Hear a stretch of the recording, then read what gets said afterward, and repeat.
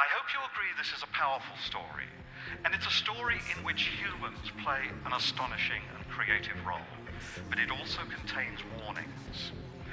Collective learning is a very, very powerful force, and it's not clear that we humans are in charge of it. I remember very vividly as a child growing up in England, living through the Cuban Missile Crisis. For a few days, the entire biosphere seemed to be on the verge of destruction. And the same weapons are still here, and they're still armed.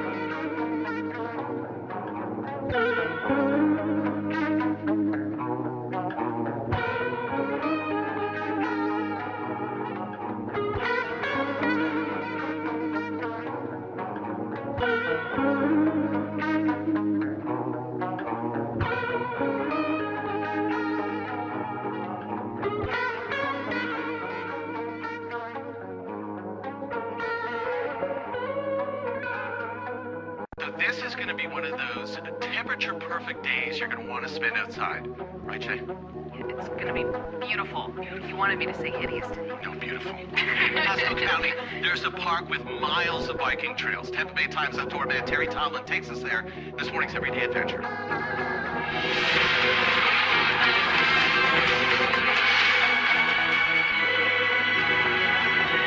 We're up here in Pasco County's J.B. Starkey Wilderness Park. One of the best rides in Florida. You'll love it. It's nice and cool, lots of shade. Let's go and hit the trail. We're here with Catherine Starkey, Pasco County Commissioner, who was instrumental in getting this trail built, and she's an avid cyclist. I tell you, I've ridden all over Florida, but I've never seen anything like this. You got shade. We have a beautiful trail here in the park. No lights, no crossroads, just 6-7 miles of beautiful paved bike way. Now, the great thing about this, though, is so often in Florida, especially during the spring, it can get kind of hot out here, but... Welcome to the beautiful, rapidly growing city of Tallahassee, Florida's capital city and the hub of Leon County, Florida, an area with a fascinating history, an exciting present, and a bright future. Located in northwestern Florida, in an area called the Panhandle, just 30 miles south of the Georgia border, Tallahassee has a population of over 250,000 active, happy, friendly people. Leon County's climate is very pleasant, with mild winters and comfortable summers, moderated by the waters of the Gulf of Mexico, some 25 miles to the south. It seldom snows. Tallahassee enjoys a thriving business climate and access to agriculture and recreation, a place where people can live life to its fullest, free from the crime and pollution of larger cities. Sports fans will enjoy a wide range of NCAA sports, the Florida State Seminoles, and the Florida A&M Rattlers. For recreation, there are health and fitness facilities, 7 public and private golf courses and country clubs in the area, and there are tennis courts in practically every neighborhood. Just southwest of the city of Tallahassee, the Apalachicola National Forest has over 100,000 acres of beautiful forest land, lakes, picnic areas, campgrounds, and other facilities.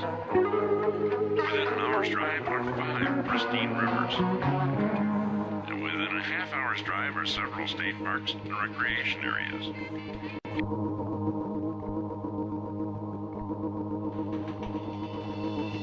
Welcome to Clearwater, Florida. Clearwater sits on the warm waters of the Gulf of Mexico on the west coast of Florida. Because of our world-renowned beaches, our extensive recreational opportunities, all types of accommodations, and plenty of nature-based attractions, we are the place to play in Tampa Bay. Join us to see what Clearwater has to offer you for your next vacation getaway. Clearwater Beach is the best city beach on the Gulf of Mexico, according to Dr. Stephen Leatherman, a Florida International University professor who has been ranking America's beaches for 10 years. USAToday.com readers ranked Clearwater Beach in their top 10 list of best beaches from Maine to Hawaii. Condé Nast Traveler has also recognized Clearwater Beach as the best city beach on the Gulf of Mexico. In addition, Clearwater is very proud to be designated a Blue Wave Beach. Pier 60, Clearwater's famed 1,050-foot sightseeing and fishing pier, is the focal point of the beach. For 2 hours before sunset and 2 hours after, artisans, street performers, musicians, and more take over this activity center of Clearwater Beach. Pier 60 is the perfect place to find that unique piece to remind you of your Clearwater experience. Pier 60 Park, with the only covered children's playground directly on the sand, has 2 play areas with age-appropriate equipment. Clearwater's numerous nature parks allow you to see the real Florida. Unspoiled and protected, our beautiful parks are a refuge for birds, mammals, and humans alike. Featuring boardwalks and paved trails, nature preserves, lakes, beaches, bird sanctuaries, wildlife exhibits, playgrounds, lunch pavilions, full restroom facilities, and much more, Clearwater's nature parks are some of the city's most popular local activities. The Fred E. Marquise Pinellas Trail, the longest and most recognized urban trail in the U.S., features parks, coastal areas, ancient live oaks, waterways, and neighborhoods, and was recently voted one of the best trails to skate for fitness. Home to the largest fishing fleet on the west coast of Florida, the Clearwater Marina is a major component of the recreational core. Berthed in the marina are boats that offer a myriad of activities: fishing, sightseeing, sailing, speed tours, hands-on marine life adventure, dining and dancing, parasailing, and more. Dolphin watching is very popular. For those looking for shopping, dining, and entertainment, you'll find all you need right here in Clearwater. Our restaurants offer a fascinating variety of tasty, reasonably priced food served in attractive and equally varied surroundings. Enjoy our amazing sunsets while dining in an open-air patio overlooking the water, or share a more elegant candlelight dinner. Whatever you choose, you'll appreciate our outstanding service and high-quality food. Clearwater is safer, more affordable, quieter, and calmer than other more prominent destinations. In fact, in a Money Magazine poll, Clearwater was named the safest of all Florida cities. Clearwater and its island beaches offer something for everyone. The Tampa Bay area is one of the country's most desirable places to live and work, and your next visit to Clearwater will certainly show you why. Come visit Clearwater and put yourself in our shoes.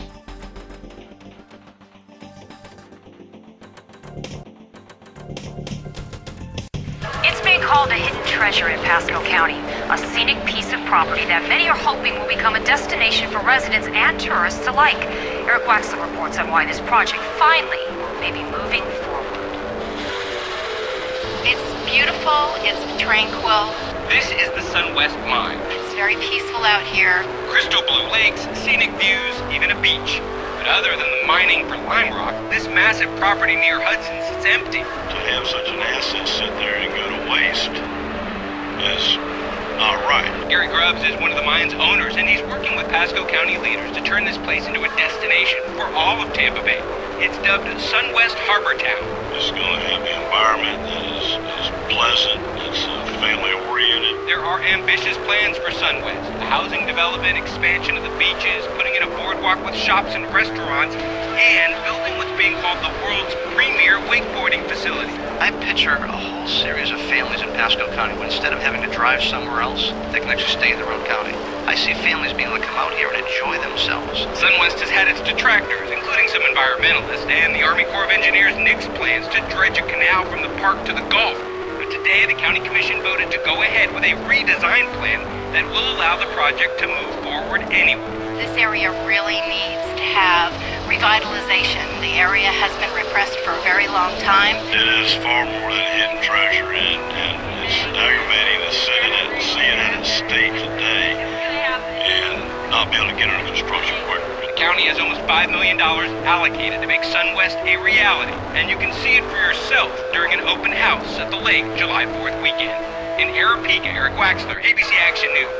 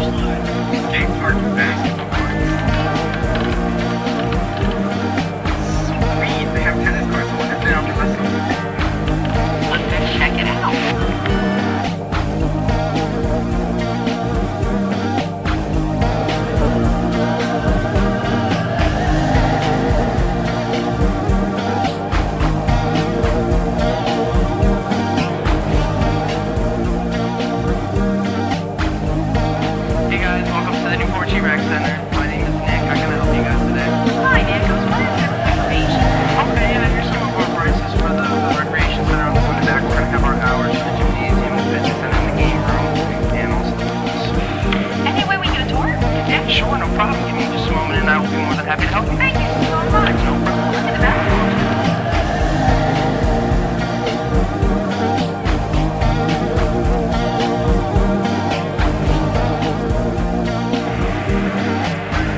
We have our fitness center. Thank you. You see, it's got a beautiful view of all the pools outside. Any programs offered? Oh yeah, we also we have programs like the Iron Kids. If you're under the age of 16 or over the age of 10, you need to have an adult present with you. Okay. This Iron Kids program allows you to go through the program, and the kids will be able to have access to the fitness center as long as they've gone through this program.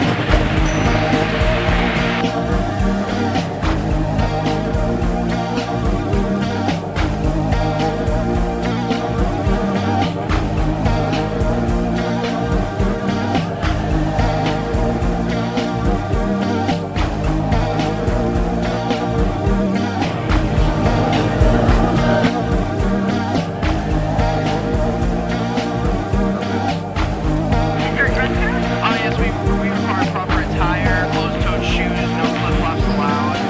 Okay. And the whole building? Just the gymnasium, the fitness center, and the game room, you have to have space to be able to get in.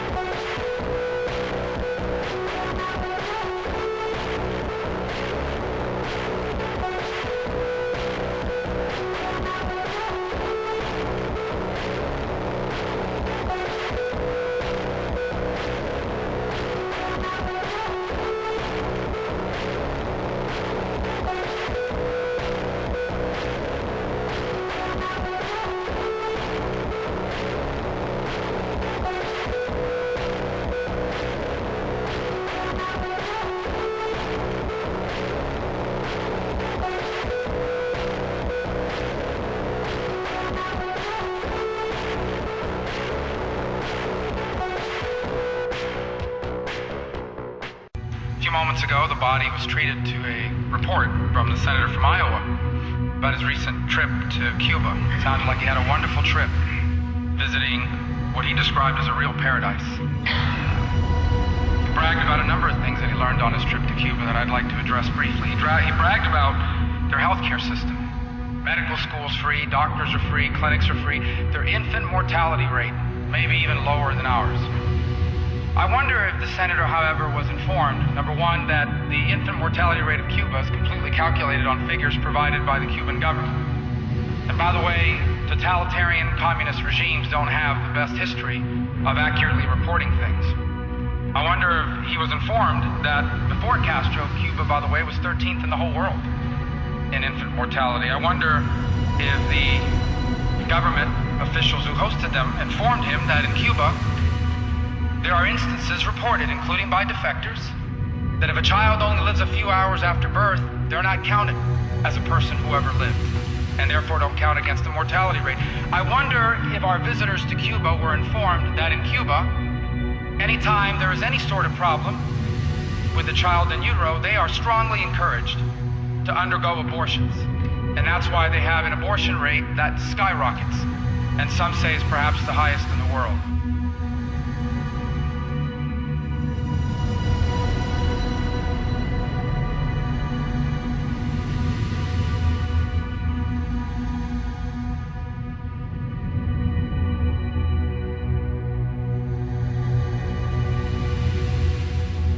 I heard them also talk about these great doctors that they have in Cuba, and I'm no doubt they're very talented. I've met a bunch of them. You know where I met them? In the United States, because they defected. Because in Cuba, doctors would rather drive a taxi cab or work in a hotel than be a doctor. I wonder if they spoke to him about the outbreak of cholera that they've been unable to control, or about the three-tiered system of healthcare that exists, where foreigners and government officials get a healthcare much better than that that's available to the general population. I also heard him speak about baseball, and I know that Cubans love baseball since my parents were from there, and I grew up in a community surrounded by it. He talked about these great baseball players that are coming from Cuba, and they are. But I wonder if they informed him. In fact, I bet you they didn't talk about those players to him, because every single one of those guys playing in the major leagues defected. They left Cuba to play here. He also talked about how people would come up to him in the streets, and not a single person said anything negative about America. Nobody came up to him wagging their fingers saying, "You Americans and your embargo is hurting us." I'm glad to hear that. Because everyone who wants to lift the embargo is constantly telling us that the Castros used that to turn the people against us. So obviously that's not true. So I'm glad to hear confirmation of what I already knew to be true. I heard about their wonderful literacy rate, how everyone in Cuba knows how to read. That's fantastic. Here's the problem. They can only read censored stuff. They're not allowed access to the internet. The only newspapers they're allowed to read are Granma or the ones produced by the government. I wish that someone on that trip would have asked the average Cuban, with your wonderful literacy skills, are you allowed to read the New York Times or the Wall Street Journal or any blog for that matter? Because the answer is no. So it's great to have literacy, but if you don't have access to the information, what's the point of it?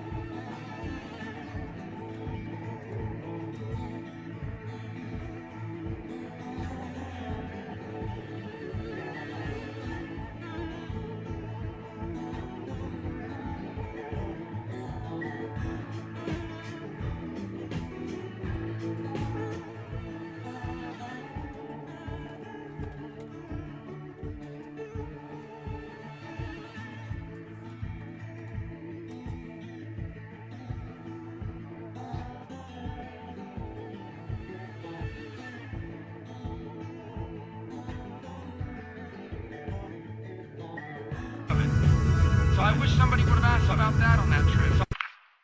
We heard about Mr. Gross, who is not in jail. He's not a prisoner.